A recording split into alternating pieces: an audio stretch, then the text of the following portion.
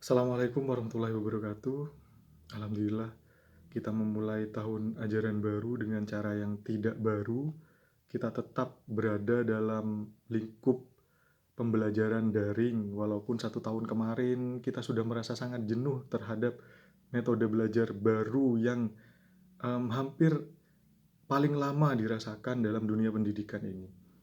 Tapi Bapak ingin mengajak kalian untuk berpikir yang berbeda, membuat mindset semakin positif, tidak hanya fokus mengkritisi keadaan, melainkan berupaya untuk bersahabat dengan keadaan. Mari kita berbagi pengalaman cara adaptasi selama 1 tahun kemarin untuk menyongsong pandemi berikutnya, bukan pandemi berikutnya, pembelajaran daring yang nampaknya juga akan menjadi kendala bagi dunia pendidikan. Kita semua menginginkan pembelajaran tatap muka seperti harapan kebanyakan orang, namun beginilah keadaan, kita tidak bisa memaksakan.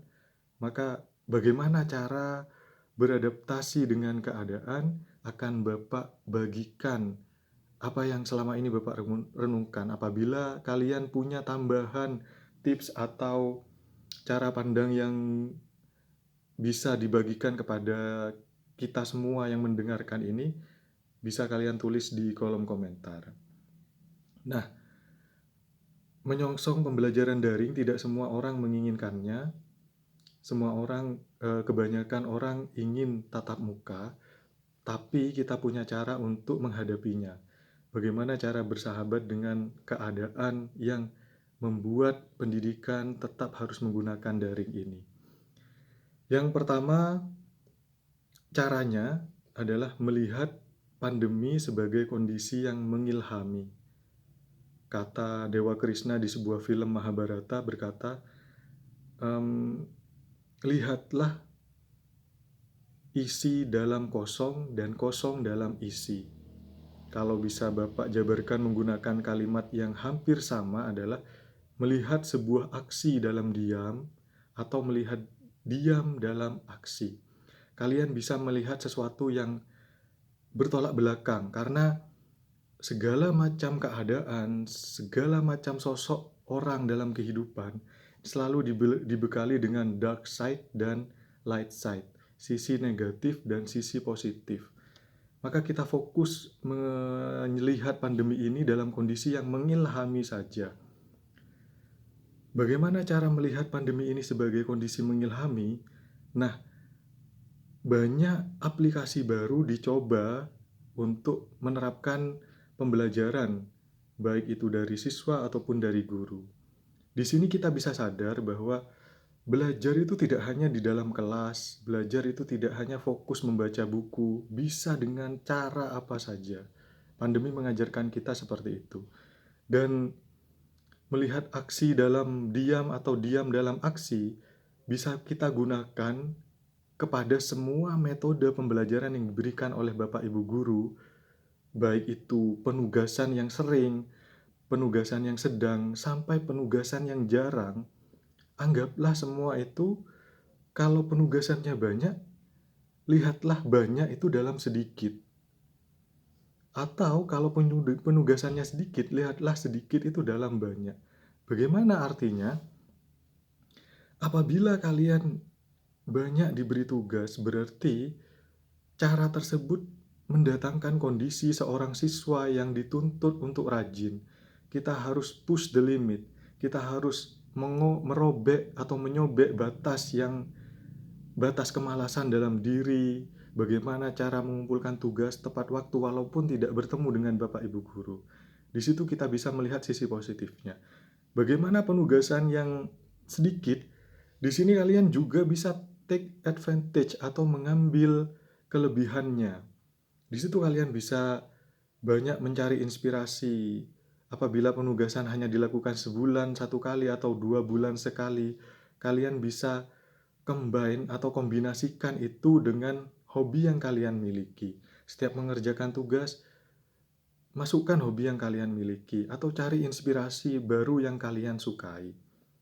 Maka kita bisa berpikir lebih luas karena pandemi ini, kita bisa mencoba banyak hal baru juga karena pandemi ini. Itulah melihat kondisi pandemi dari sudut pandang yang mengilhami. Yang kedua, pembelajaran daring ini membuat seseorang sadar bahwa menekuni sesuatu akan membuat seseorang pandai menguasai sesuatu. Seperti yang tadi Bapak katakan, pintar itu tidak hanya belajar di kelas atau bergantung pada buku. Bisa dari empat keterampilan berbahasa. Selain kalian membaca buku, siapa tahu ada yang pintar hanya gara-gara mendengarkan. Siapa tahu ada yang pintar hanya gara-gara berlatih membaca atau berlatih berbicara. Berbicara, membaca, menulis, dan menyimak. 4 hal itu bisa kalian maksimalkan dalam keadaan pandemi ini. Karena banyak orang sudah terbukti, orang-orang yang menekuni sebuah hobi walaupun itu tidak berkenaan dengan dunia pendidikan, seperti Aderai misalkan, menekuni bagaimana pola hidup sehat, bagaimana mengontrol kadar lemak dalam tubuhnya, membuat dia sangat expert di bidangnya atau ahli di bidangnya. Karena dia senang melakukan hal tersebut, dia menjadi pintar.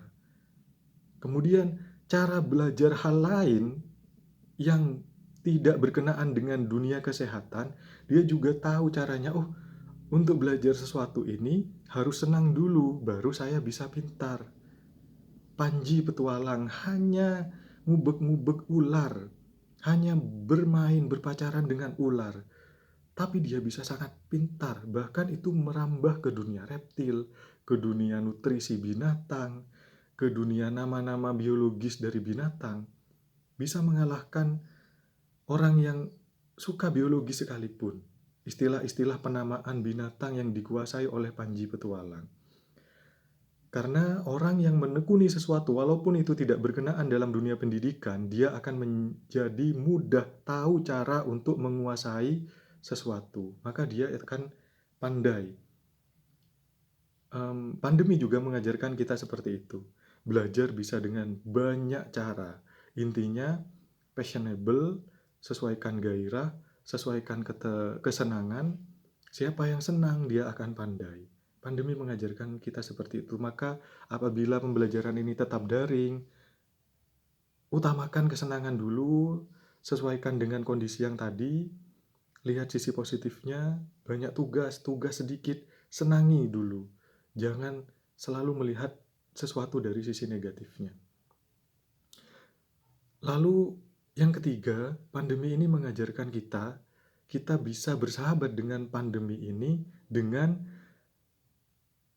manusia dilatih melakukan hal baru yang tidak disukai. Nah, ini poin yang cukup penting. Yang ketiga, pandemi ini mengajarkan kita untuk melatih diri melakukan sesuatu yang tidak kita sukai. Pada kenyataannya dalam kehidupan, semua orang akan melakukan sesuatu yang tidak ia sukai. Itu dimulai dari kalian bayi melakukan sesuatu yang tidak kalian sukai.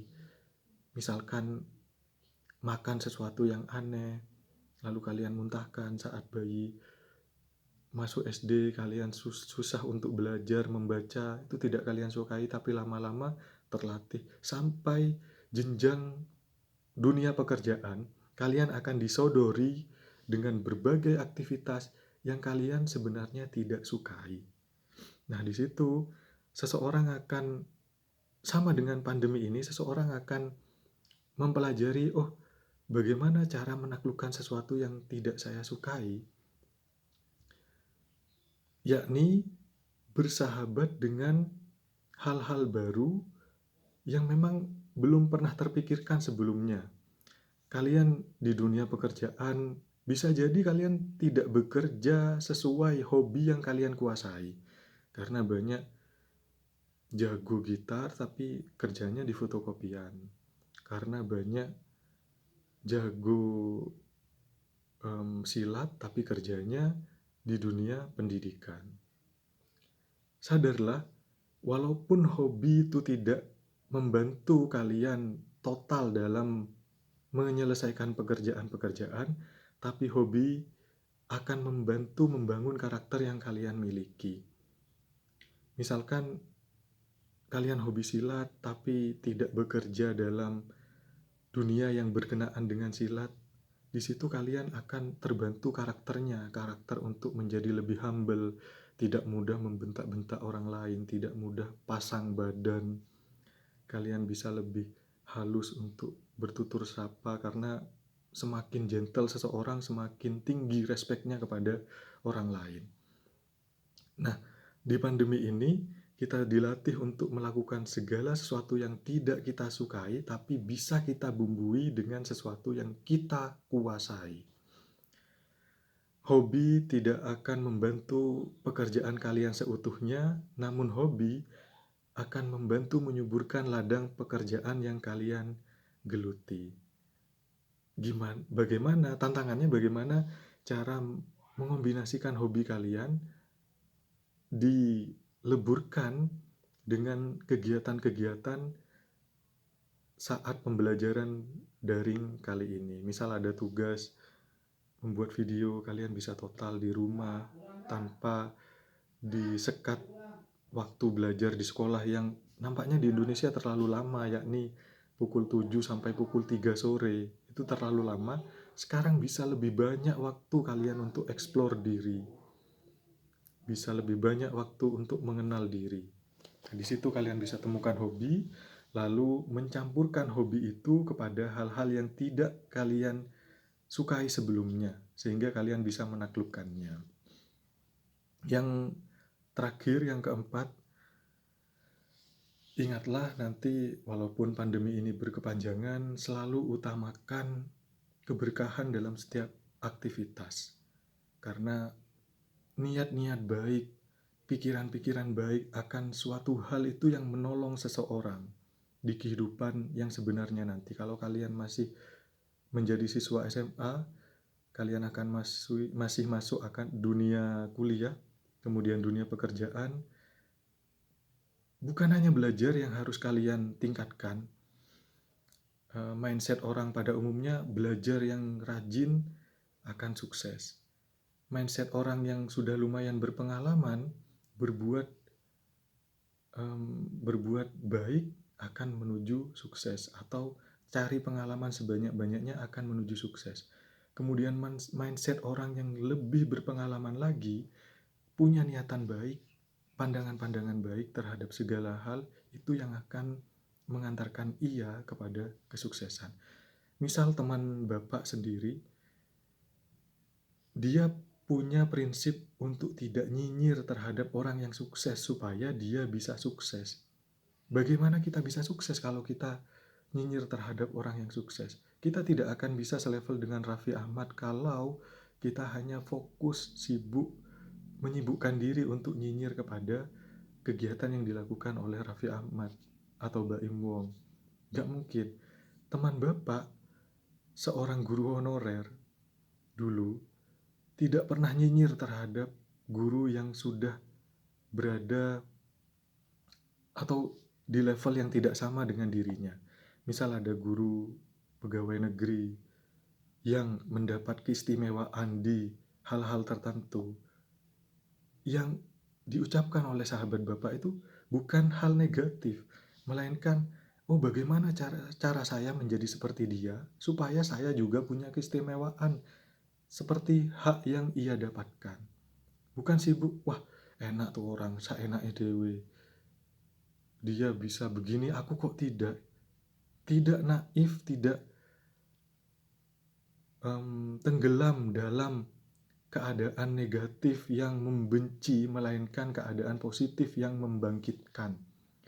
Nah, dalam pembelajaran daring ini jangan pernah nyinyir terhadap metode apapun yang guru kalian berikan, cara apapun yang guru kalian gunakan, atau hal-hal apapun di grup WhatsApp ataupun di mana saja yang ditulis itu ataupun di video.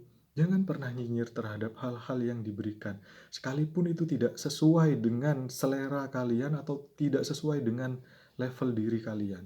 Pandanglah itu sebagai sesuatu yang positif. Pandanglah itu sebagai sesuatu yang membangun. Setidaknya hal yang menurut kita paling alay, Itu akan mengajarkan supaya kita tidak alay. Bagaimana kita melihat pertengkaran Dewi Persik dengan Dennis Cadel di TV. Itu namanya ya, saya tidak melakukan bullying, tapi memang namanya seperti itu. Itu memang tidak baik. Tapi ketika kita melihatnya sebagai sesuatu yang baik, setidaknya kita tidak meniru apa yang mereka lakukan. Jadi metode apapun, ada komentar apapun, yang penting komentarnya tidak saling menyakiti satu sama lain. Jangan pernah nyinyir, karena negara Indonesia menjadi salah satu negara ternyinyir di dunia. Mengapa penduduknya terlalu pengecut seperti ini, hanya beraninya komentar dengan akun yang palsu, mengejek orang lain, lalu pergi tidak bertanggung jawab. Nampaknya pandemi mengajarkan kita untuk seperti itu, lebih gentle dalam melakukan segala sesuatu, lebih mengurangi komentar yang tidak penting, karena grup di WhatsApp kita udah terlalu banyak. Ngapain kita menghabiskan energi untuk berkomentar hal-hal yang tidak baik untuk orang lain, bagi orang lain. Jadi pandemi mengajarkan kita bahwa yang membuat sukses adalah keberkahan, pikiran yang baik, niatan yang baik tentang apapun yang dilakukan oleh orang lain. Yang penting tidak saling melukai antar satu sama lain. Nampaknya itu yang bisa Bapak bagikan hari ini. Tetap anggap apa yang akan kita lakukan ke depan, kita fokuskan hal-hal yang dari sudut pandang yang menurut kita baik saja. Karena segala situasi itu ada baik, ada buruknya. Yang jomblo menganggap orang yang punya pacar itu baik karena ada yang menemani. Namun, yang punya pacar kadang juga menganggap yang jomblo itu punya kondisi yang baik karena dia bisa gonta-ganti dan mencari. Sedangkan yang sudah punya sudah tidak ada kesempatan untuk mencari lagi dan atau mengubah yang sudah dipunyai. Jadi segala sesuatu punya nilai yang lebih. Pembelajaran daring, begitupun dengan pembelajaran daring yang kita hadapi tahun ini. Namun tetap kita doakan semoga yang terbaik yang akan datang. Kalaupun banyak orang yang menginginkan pembelajaran tatap muka, semoga itu bisa segera terlaksana. Terima kasih.